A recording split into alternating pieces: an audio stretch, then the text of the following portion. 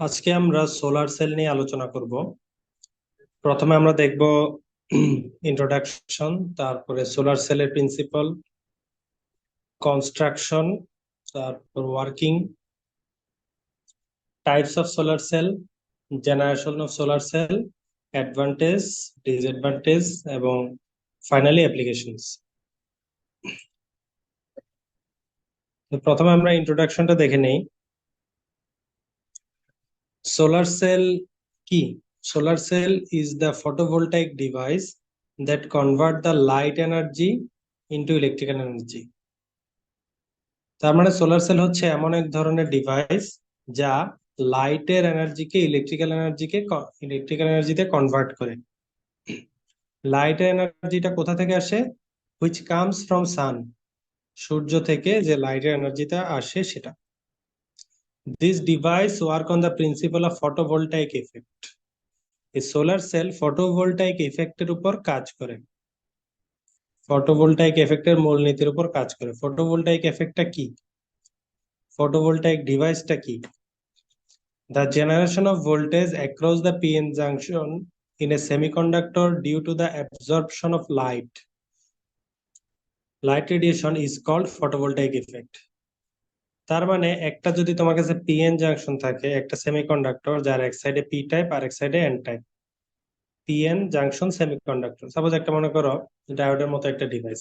সেই PN junction device থেকে তুমি যদি ভোল্টেজ জেনারেট করতে পারো লাইট অ্যাবজর্ব করানোর মাধ্যমে, সেই এফেক্টটাকে বলা হচ্ছে ফটোভোল্টাইক ইফেক্ট। ঠিক আছে? তো যে সকল ডিভাইস এই লাইট অ্যাপ্লিকেশনের উপর ভোল্টেজ ডেভেলপ করতে পারে, এই ধরনের ডিভাইস, এবং সেগুলো পিএন জাংশন টাইপ, সেই সকল ডিভাইসকে বলা হয় ফটোভোল্টাইক ডিভাইস। সোলার সেলের প্রিন্সিপাল কি? সোলার সেলের প্রিন্সিপাল হচ্ছে the solar cells are based on the principle of photovoltaic effect. এটা তো আমরা অলরেডি বলছি। The photovoltaic effect is the photo generation of charge carriers in a light absorbing materials as a result of absorption of light radiation. তার মানে photo generation একটা শব্দ আছে, তাই না? ফটো জেনারেশন মানে লাইট ইনসিডেন্ট হওয়ার ফলে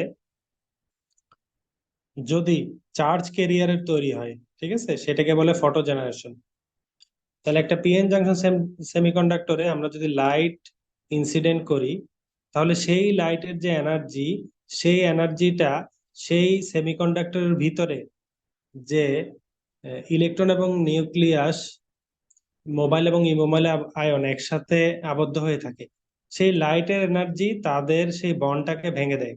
তো ইলেকট্রনটা মুক্ত হয়ে যায়, আবার সেখানে যে মোবাইল চার্জ ক্যারিয়ার থাকে সেটাও ফ্রি হয়ে যায়। তো এই লাইট অ্যাবজর্ব হওয়ার কারণে ইলেকট্রন যখন ফ্রি হয়ে যায় তখন সে মুভ করে কোনো একদিকে। তো ইলেকট্রন যদি মুভ করে তার মানে কি কারেন্ট জেনারেট হয়।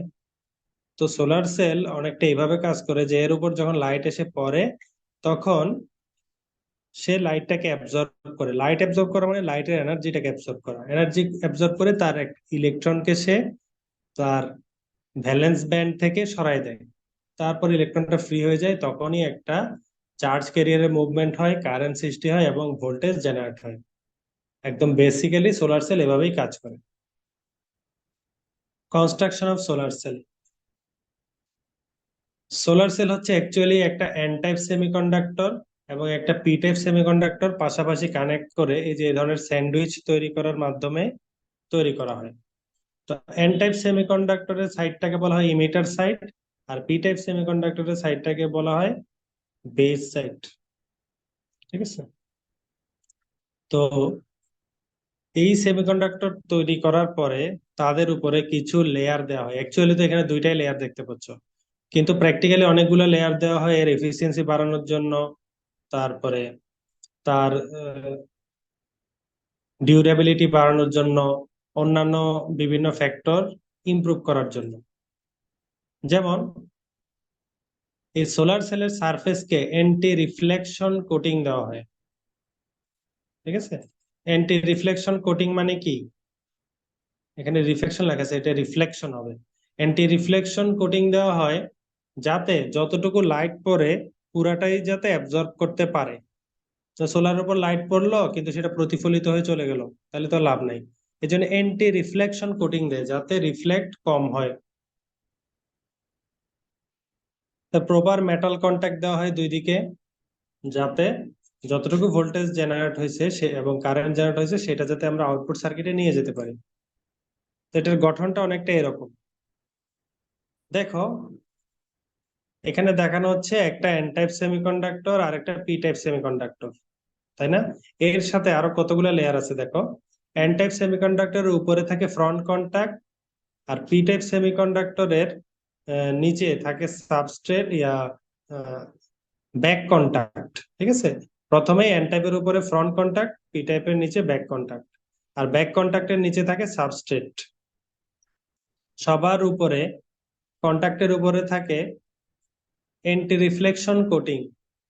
এই কোটিংটা কি করে, যে সানলাইটটা এখানে আসে সেই সানলাইটের বেশিরভাগ অংশই যাতে এই সোলার সেলের মধ্যে অ্যাবজর্ব হতে পারে সেটা নিশ্চিত করে, যাতে প্রতিফলিত হয়ে চলে না যায়।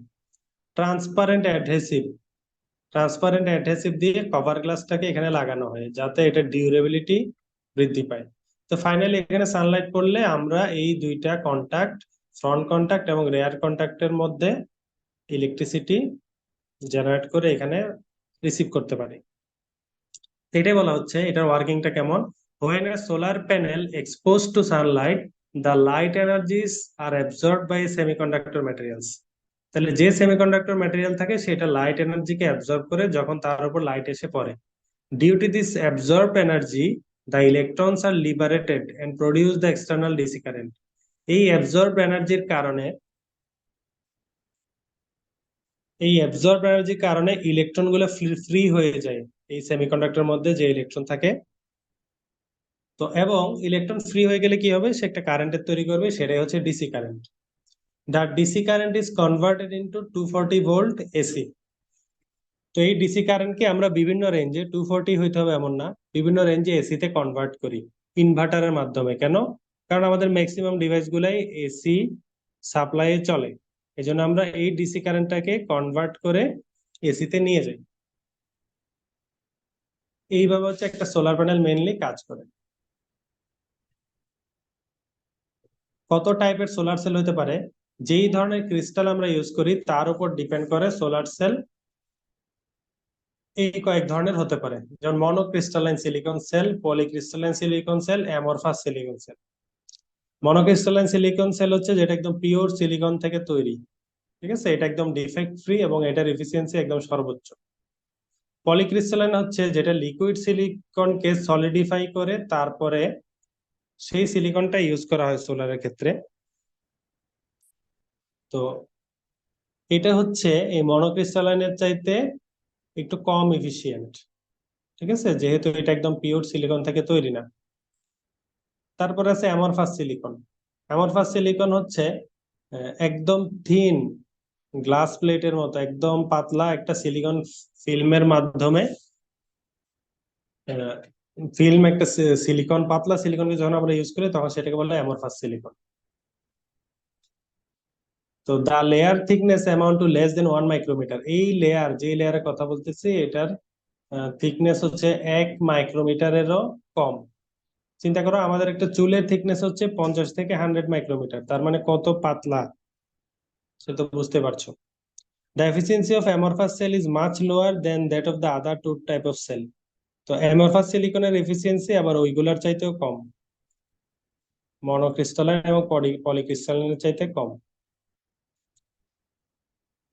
তো যেটা, যেসব লো পাওয়ার ইকুইপমেন্ট আছে যেখানে খুব কম পাওয়ার প্রয়োজন, যেমন ঘড়ি, পকেট ক্যালকুলেটর, ঠিক আছে, এই ধরনের ছোট ছোট ডিভাইসে আমরা এই অ্যামরফাস সিলিকনটা ইউজ করি। Comparison of types of solar sell. তো দেখো মনোক্রিস্টালাইন সিলিকন সেলের এফিসিয়েন্সি হচ্ছে 14 থেকে 17%, পলিক্রিস্টালাইন 13 থেকে 15 এবং অ্যামরফাস 5 থেকে 7। ঠিক আছে, তার মানে সোলার সেল কিন্তু এতটা এফিসিয়েন্ট না, তার মানে এর মধ্যে যতটুকু আলো পড়ে পুরাটাকেই সে ইলেকট্রিসিটিতে কনভার্ট করতে পারে না, জাস্ট 14 থেকে 17% পারে, ও 13 থেকে 15, এইটাকেই আমরা অ্যাকচুয়ালি ইউজ করি।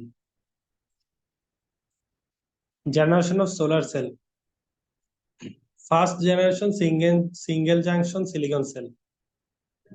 তো সিলিকন সেলের যে ইফিসিয়েন্সি, এটা যুগের সাথে সাথে আস্তে আস্তে বিভিন্ন রিসার্চের কারণে, বিভিন্ন নতুন কিছু এখানে আসার কারণে দক্ষতা আস্তে আস্তে ইমপ্রুভ হচ্ছে। যেমন 2004 সালে সিঙ্গেল জাংশন সিলিকন সেলের যে ইফিসিয়েন্সি ছিল এভারেজ, সেটা 14.5% ছিল। আস্তে আস্তে রিসার্চ হইতে হইতে 10-এর দিকে এসে 17.5% হয়েছে। ঠিক আছে, তার মানে এটা দক্ষতা আস্তে আস্তে আমরা ইমপ্রুভ করতে পারতেছি। তো 2024-এ নিশ্চয়ই আরো অনেক উপরে এর ইফিসিয়েন্সি পৌঁছে যাবে। তো এটা লিমিট ইফিসিয়েন্সি হচ্ছে 31%, এবং সিঙ্গেল ক্রিস্টাল সিলিকনের ক্ষেত্রে 16 থেকে 19%। আর যদি মাল্টি ক্রিস্টাল সিলিকন হয় তাহলে 14 থেকে 15%। আর বেস্ট ইফিসিয়েন্সি বাই সান পাওয়ার, সেটা হচ্ছে 22%। জাস্ট আমরা একটা আইডিয়া নিলাম যে তার এফিসিয়েন্সি কেমন, যে যা আর আলো পড়বে পুরোটাকেই কিন্তু আমরা কনভার্ট করে নিতে পারবো না। তো সেকেন্ড জেনারেশন যে ফিল্ম ছিল, থিন ফিল্ম, এই যে থিন ফিল্মটা এখানে দেখানো হচ্ছে, ঠিক আছে, এরকম পাতলা। এখন দেখবা আরো পাতলাও হয়তো পাওয়া যেতে পারে। তো এই new materials and processes to improve efficiency and reduce cost. তো আমরা নতুন নতুন ম্যাটেরিয়াল ব্যবহার করার মাধ্যমে, ঠিক আছে, ইফিসিয়েন্সি বাড়াতে পারতেছি এবং কস্টটা আগের চেয়ে কমাইতে পারতেছি সেকেন্ড জেনারেশন থিন ফিল্ম সেলগুলোর মধ্যে। Thin film cells use about 1% of the expensive semiconductors compared to first generation cell. First generation সেলে একদম দামি যে সেমিকন্ডাক্টর গুলা ইউজ করা হয়তো, ঠিক আছে, তার জাস্ট 1% ইউজ করা হয়, বাকিগুলা অত দামি না, এক্সপেন্সিভ না। সেকেন্ড জেনারেশন এসে তাহলে আমাদের কস্ট কমে গেল, এফিসিয়েন্সি বাড়লো, কিন্তু এফিসিয়েন্সি আবার বাড়ছে। সিঙ্গেল ক্রিস্টাল সিলিকনে 4.7% এবং মাল্টি ক্রিস্টাল সিলিকনে 0.5%, 2007-এর প্রোডাকশন অনুযায়ী। সিঙ্গেল ক্রিস্টাল সিলিকনে 8 থেকে 11% এফিসিয়েন্সি, আর মাল্টি ক্রিস্টাল সিলিকনে 7 থেকে 11% এফিসিয়েন্সি। এটা হচ্ছে সেকেন্ড জেনারেশন এর ক্ষেত্রে। থার্ড জেনারেশন কেমন?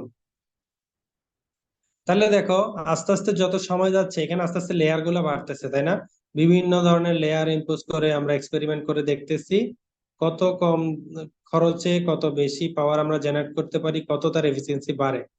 যেমন এখানে zinc oxide, aluminium, zinc oxide, cadmium sulphide, copper, molybdenum, ঠিক আছে, অনেকগুলো লেয়ার দেওয়ার পরে এটাকে সেকেন্ড জেনারেশনে রিসার্চ করে পাওয়া গেছে যে এটা আগের চেয়ে এফিসিয়েন্ট। থার্ড জেনারেশনে কি আমরা আরো বিভিন্ন ধরনের ম্যাটেরিয়াল এখানে ইউজ করছি, ঠিক আছে। তো এখানের মধ্যে এই বিভিন্ন ধরনের সেল গুলো আমরা ইউজ করার ফলে দেখা গেছে যে তার বিভিন্ন ধরনের লেয়ার ইউজ করার ফলে তার ইফিসিয়েন্সি আগের চেয়ে আরো বেড়ে গেছে। তো থার্ড জেনারেশন সেলে দেখা যায় enhance poor electrical performance while maintaining very low production cost. তারপরে ইলেকট্রিক্যাল পারফরমেন্স অনেক ইমপ্রুভ করে কিন্তু প্রোডাকশন কস্ট কমে যায়, অনেকগুলো লেয়ার আমরা ইউজ করছি। Current research is targeting conversion efficiency of 30 to 60% while retaining low cost materials and manufacturing techniques. তো এখন রিসার্চের টার্গেট হচ্ছে যাতে দক্ষতা আমরা 30 থেকে 60%-এ নিয়ে যেতে পারি, তাই না? ঠিক আছে, দক্ষতা দেখো কিন্তু খুবই কম, 14.5, 17.5, এখানে বলা হচ্ছে 5 থেকে 7% জাস্ট। তাহলে আমাদের এখন টার্গেটটা কি? টার্গেট হচ্ছে এই এফিসিয়েন্সি যাতে 30 থেকে 60% এফিসিয়েন্সিতে নেওয়া যায়। মাল্টি জাংশন সেলে 30% এফিসিয়েন্সি অলরেডি পাওয়া গেছে এবং 40 থেকে 43% ডেমনস্ট্রেট করা হয়েছে।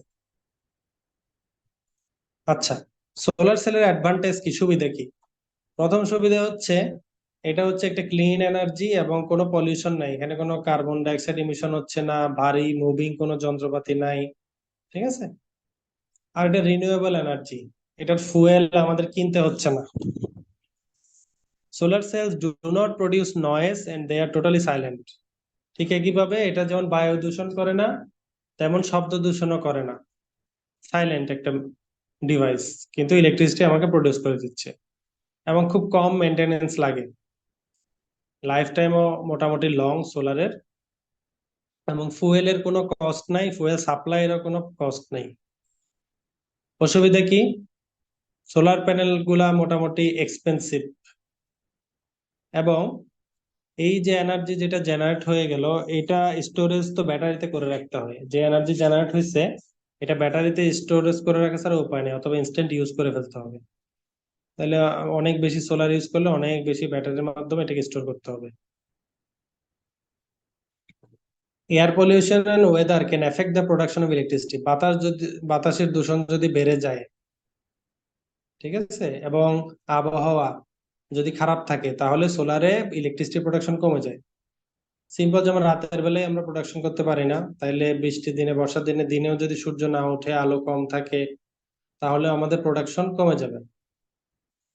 দে need large are of land to produce more efficient power supply.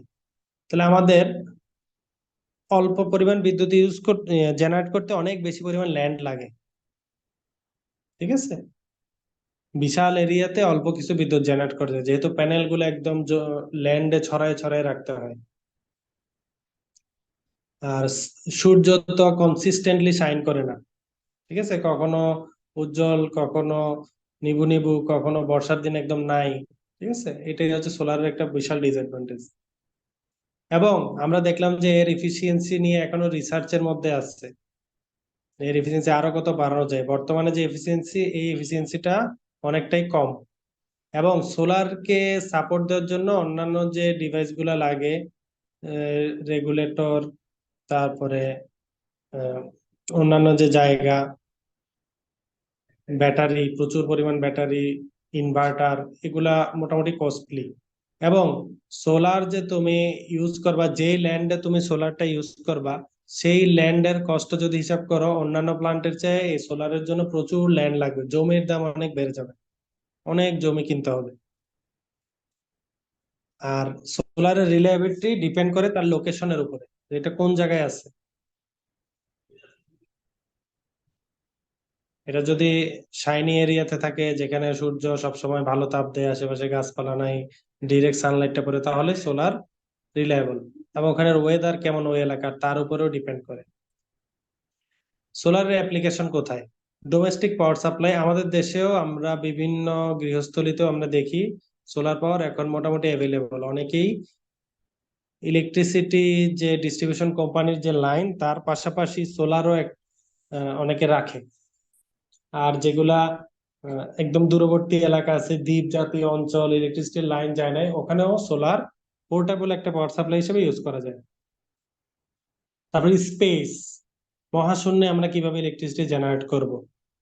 ওখানে কয়লা, তারপরে ডিজেল, অকটেন, ফুয়েল, এইসব জ্বালানি ওখানে পাঠাইতে যে খরচ, ওটাকে ওখানে মেনটেন করা, সেফলি রাখা অনেক ঝামেলাপূর্ণ। তার চেয়ে স্পেসে আমরা সোলার পাওয়ার দিয়ে জেনারেট জেনারেট করে স্পেসের ডিভাইস গুলাকে রান করা, এটা অনেকটা ইফিশিয়েন্ট।